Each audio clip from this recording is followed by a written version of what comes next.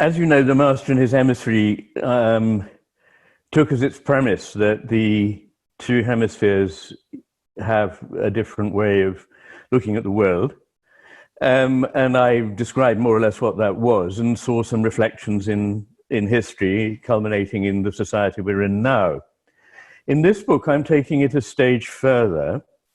What I'm saying is we need to explore philosophically quite what this does to the world that we experience and how it might, I don't think delude is too strong a word, delude us about its true nature.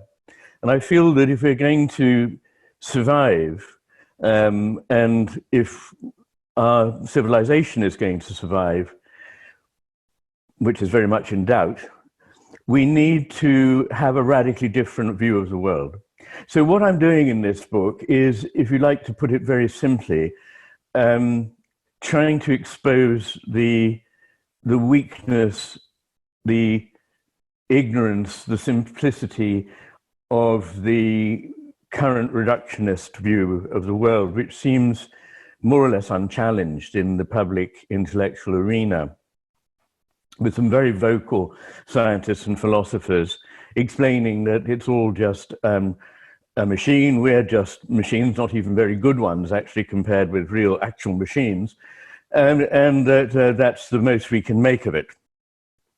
This quite extraordinary position seems to me to follow from a whole host of assumptions that need to be tackled. So if you like, my thrust in the book is against what I call the school of nothing buttery, that we're nothing but, that life is nothing but, that the cosmos is nothing but something very reduced and simple. So that's part one of the book. Part two is, what about the main paths to an understanding of the world that mankind has generally pursued? And I take these to be science, reason, and intuition and imagination.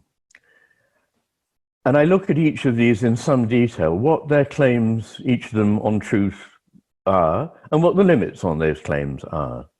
And each of them has a claim, and each of them has its strengths and its weaknesses, and each of them is potentially very powerful, but it's a mistake if we don't honor all four of them. And I think that at the moment we probably only honor at any one time in investigating anything one or possibly two of them. We tend not to take into account the whole panoply of approaches that is available to us. And furthermore, in each case, I look at what the right hemisphere contributes and what the left hemisphere contributes. And what the right hemisphere contributes is in every case more important. And this is as true of science as it is of imagination. And it's as true of reason as it is of intuition. So again, I suggest that our science and our reason has become narrow, that the vision of science, which an examination of its history reveals is highly dependent on imagination and intuition, as well as a kind of balanced reasoning, just as much as on following an experimental model, which has its place. So we're neglecting an important part of what has made science in the past great, imaginative, and enabled it to make the progress it has. And the same with the others, that reason has become narrowed to a certain kind of rationalizing that a computer might do, and that intuition and imagination have been given a rather bad press and not full value given to the extraordinary amount that we actually learn from and depend on them if we're fully alive human beings. So that's part two. And this is really all preparatory to looking at the stuff of reality in part three. And at the moment, I'm calling it the unforeseen nature of reality, because I'm going to suggest that all sorts of things that we naturally assume are of a certain structure are not like that at all. Let me give one or two examples. I suggest that relationship is actually at least as foundational as what is related, the so-called relata. It might be said with some justice that it is prior to the relata, ontologically. But it is at any rate at least as important. It's not that there are things and they then get put together.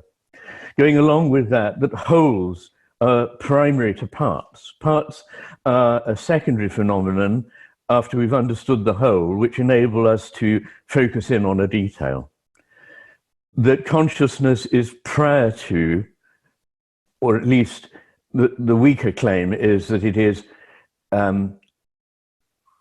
equally foundational with matter.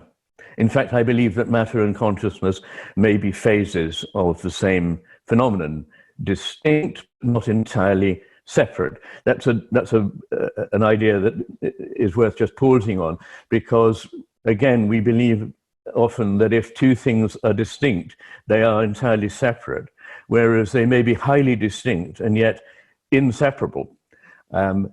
Think of the poles of a bar magnet.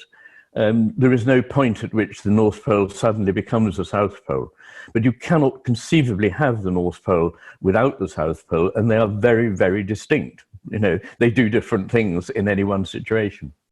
So another thing I suggest is that that animacy is the norm, and that the inanimate is, depending, of course, on what exactly one means by the animate and the inanimate, and I don't think I've got time here to explain that, but that the inanimate is, if you like, the limit case of the animate. And so a lot of things that we look at from one perspective are very much more fruitfully looked at from another perspective. And in the third part of the book, I look at this coincidence of opposites, the problem of unity and multiplicity, division and union, in other words, the nature of time, the nature of space, matter, consciousness, value, purpose, and the sense of the sacred. So you know, just a small undertaking, really. What excuses it is that in each case I cannot possibly be entirely comprehensive, but what I do is look at each of these things from the perspective of what we know about them from the right hemisphere and the left hemisphere, because they deal with them in different ways. And they deal with them in different ways in which we can see that one is truer to experience than the other, but that we tend to prioritize in our thinking, in our discussions, in our beliefs about what the cosmos is like. We tend to prioritize the much weaker, much less adequate versions of the left hemisphere. So at the end of the book, what I hope people will do is have a completely different take on the world as a whole, including all the sort of basic building blocks about which we think when we try to make sense of the universe and of our human lives. And so it's a large project with an overarching trajectory. It makes it very long, but as I say, I don't think it can easily be broken up into parts.